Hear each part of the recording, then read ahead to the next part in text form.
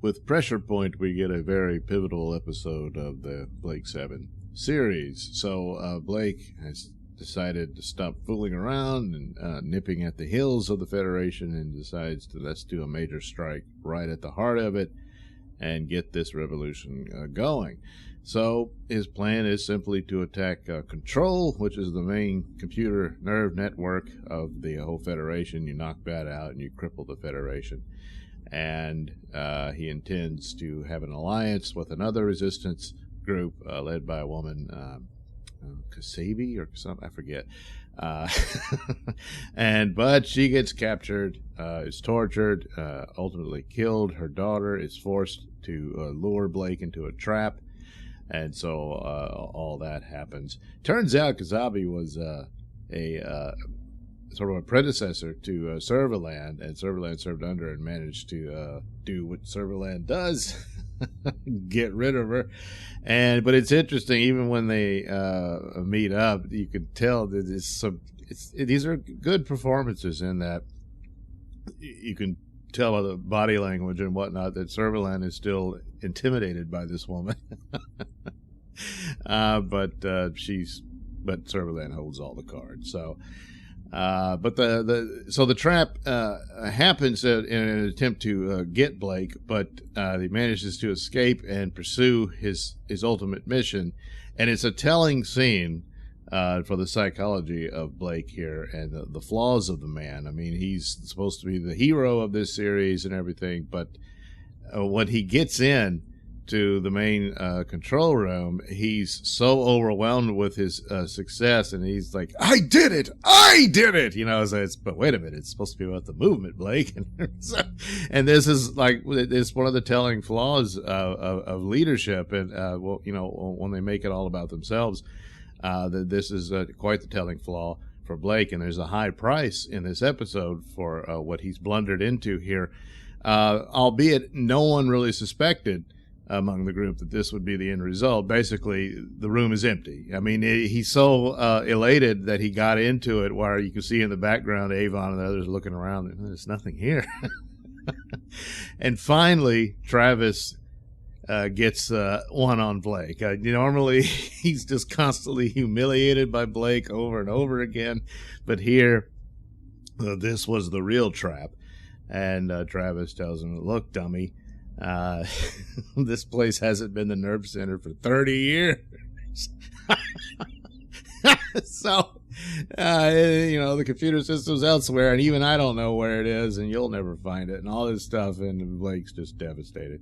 But Jenna managed to swoop in and save him, and they make their getaway, much to Travis's chagrin. He finally had Blake and everything, but they managed to take Servalan hostage, so he's got to let him go, and Servalan's all pissed off that he hesitated. Setting up what's to come. So, but during their escape, the whole place is being destroyed, and some rubble collapses on top of Blake, but Gan manages to push Blake out of the way at the last minute. Unfortunately, Gan himself is killed in all of this. And Gan was, especially in this episode, was pretty gung-ho for Blake's mission and all behind him and everything, and then it was all for nothing, and it got him killed. So, so there you go. I mean, a major character of the story, and gone, So, the next episode is easily, by comparison, is pretty weak. It's not as good as Pressure Point was, because Pressure Point just, you have this plan and then the scheme that they're using, and it seems all very likely, and then, oh geez. But it's revealing of Blake's character. It's a pivotal point for him. So the next episode, he's pretty depressed and guilt-ridden about what happened. So he decides to transmat down to this planet that doesn't have any intelligent life on it, as far as he knows. He probably should have studied that more. So, to be alone and think. And it's like, couldn't you have just gone to your room and sat in a chair and thought about what happened and where you went wrong? And there's a line at the end. He says, well, next time I'll just think in my cabin. Turns out there is life on the planet, not just vegetation. There's a lizard woman who plays games with Blake, and turns out the whole planet's alive, and it feeds on these lizard people, and it was going to eat Blake too, but they managed to teleport him back just in the nick of time. Meanwhile, while he was doing that, Avon is like, well, look, Blake's a terrible leader. He screwed up. He got Gan killed. Sooner or later, he'll get us all killed. He ran off to this planet to go pout. Let's just leave. And, they're thinking, well, he's kind of fine. Jenna's all upset about things. She obviously cares about Blake, but at this time, she doesn't quite know what to do. And she just sort of walks away. I think Callie would have been the only one to stand up for Blake here. But ultimately, they decided to go ahead and figure out how to get him back on the ship because, he kind of screwed that up too. But anyway, the thing about Avon, though, more times than not, he's right. But here, just in his flaws of his, self-centered nature and only caring about himself, which obviously he does care about the others. He just won't admit it. But he just sort of leaves out the point that he was actually accepting of Blake's plan, and he expected it to succeed. And because he said, look, when this is done, you're going to be busy running. You're going to have to stay on Earth and run the new Republic or whatever they're going to call it when he takes over. And all I want is the Liberator, because he doesn't care about revolutions or running the government or anything. But the ship's really cool. So it's like Blake's, it's like, well, he's got to find out. All right, that's the deal. Because obviously they don't trust each other. It's a very uneasy alliance.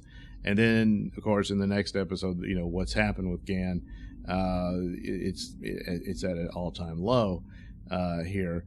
But ultimately, they save Blake. Now, meanwhile, the better story, which I guess in a lot of ways this might have been for the whole episode, would have been this court drama thing, but I guess they just didn't have the material to stretch it out to it. But basically, Serbaland's in a lot of trouble, but she clears this up by distracting everyone from a trial of Travis. Just get rid of Travis. He knows too much. She's going to have him charged with a mass murder. Never mind that it was Federation orders, which he points out in the trial. So he's damned if he does and damned if he doesn't. And in a lot of ways, you can see where Travis, if he hadn't hated Blake so much, he would have been yet another rebellious agent here. He's only out for himself, of course, but still he has no respect for the Federation whatsoever, and he flat out states it, what a corrupt cesspool it is. And it's laughable that they were going to try to impose some sort of justice on him. And he's like, look, you'll just be another me you put out there. This is what we are. So even from the mouths of vile villains can come some truth. So, the trial's not really going his way. He ultimately wanted to make his stand, and he does. But fortunately for him, Blake unwittingly saves his life. So the point of Blake and his adventure on the planet with the lizard lady, it showed to him that he wants to live and he wants to go forward, and he can't let a defeat break him. And also, it would be detrimental to Gan's memory if he gave up, because Gan believed in him. And so that, he gets his balls back. He goes back to the ship and says, hey, we're going to send him a message. It's not over yet. So he decides to attack Serbaland's base. And he does, and is successful, and ends up killing the tribunal. Travis escapes that, and so when he confronts Serbaland, and she says, well, that was Blake attacking. He says, oh yeah, well, I'll have to remember to thank him before I kill him. Which, imagine to see the look on Blake's face. So that's the deal. So now he's going to be on the run, a fugitive, but he blackmailed Serbaland into giving him some mutoids and a ship, and off he goes to pursue Blake, because his one goal in life is to get revenge on Blake. After that, well, I guess he'll just have to be on the run and be a pirate or something. But so there it is, and he's done with the Federation because he's basically a condemned man, and that so I guess Servalan figures she's safe there. She didn't have any choice. He had her at gunpoint. So, but Servalan figures out a way to survive. That's what she does. So there you go. A bit of weak follow up to Pressure Point with Trial, but not too weak. And I've seen worse, far worse in recent times of a great show followed by a kind of weak one. This one just has some flaws in it, but ultimately it's pretty good, especially with, just the turnabout amount of events where Blake unwittingly saves. I suppose they could have done a plot where, Travis has some information that they desperately needed, so they're forced to go in and rescue him. That might have been pretty cool. But it ends up in the same way it would have anyway. So, all right, so there you go. Blake7, Pressure Point and Trial. Thanks for watching and listening. Say, while you're still here, why not like and subscribe and share with your many friends? Yes. Also, check out my mini stores in the link description below. Yes, where you can get t-shirts, hats, mugs, all those goodies with my artwork on them. Oh, yeah. And head over to indieplanet.com and pick up a copy of my comic book, Night Night. Oh, yeah. You can also catch me at my podcast, Mr Nailsin Show, on RadioMisfits.com. And you can also watch my videos on BitChute.com and now on Rumble.com. Oh, my goodness. So many places to watch me and my stuff. Oh, yeah. And if that's not enough for you, well, you can follow me on many social media platforms and say hi to your old pal, Mr. Nailsin.